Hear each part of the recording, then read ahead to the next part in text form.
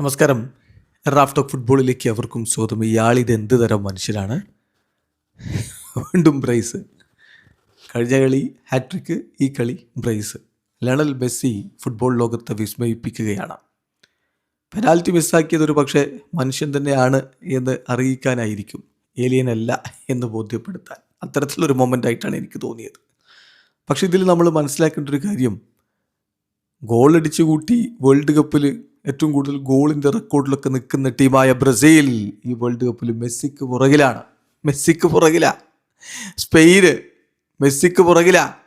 അതിനായിട്ടുള്ള മെക്സിക്കോ മെസ്സിക്ക് പുറകിലാ.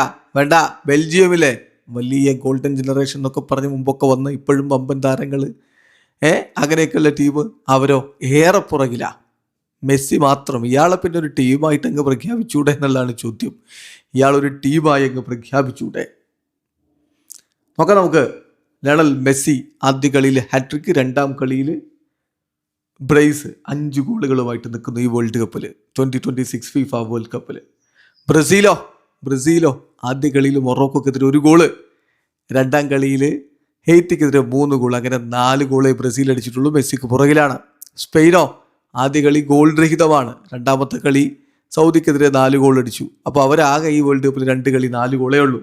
മെക്സിക്കോയോ അതിനായിട്ടുള്ള മെക്സിക്കോ, അവർക്ക് 3 ഗോളുകളാണ് ഈ വേൾഡ് കപ്പിലുള്ളത്. ബെൽജിയത്തിനോ 1 ഗോളാണുള്ളത്. അതാണ് നമ്മൾ പറയുന്നത്, ഇയാളെ പിന്നെ ഒരു ടീമായിട്ട് അങ്ങ് പ്രഖ്യാപിച്ചൂടെ എന്ന്. അതും ചെറിയ ടീമുകളൊന്നുമല്ല.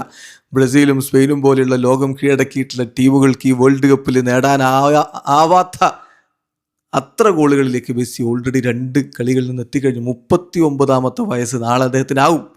ആ 39ാമത്തെ വയസ്സിലേക്ക് എത്തുമ്പോഴാണ് ഈ രൂപത്തിൽ കളിച്ചുകൊണ്ടിരിക്കുന്നത്. ഇന്നലെ ഓസ്ട്രിയൻ കോച്ച് റാൽഫ് റാഗ്നിക്ക് പറഞ്ഞില്ലേ, ഇനി എന്തു പറയാനാണ്, 39 വയസ്സിൽ ഒരാൾ ഇങ്ങനെ കളിക്കുന്നുണ്ടെങ്കിൽ അയാളല്ലാതെ മറ്റാരാണ് ഈ ലോകത്തെ ഏറ്റവും മികച്ച താരമെന്ന്. വീഡിയോ അവസാനിക്കുന്നു. ഫുട്ബോൾ ലോകത്ത് കൂടുതൽ വിശേഷങ്ങളുമായി റാഫ് ടോക്സ് എത്താം.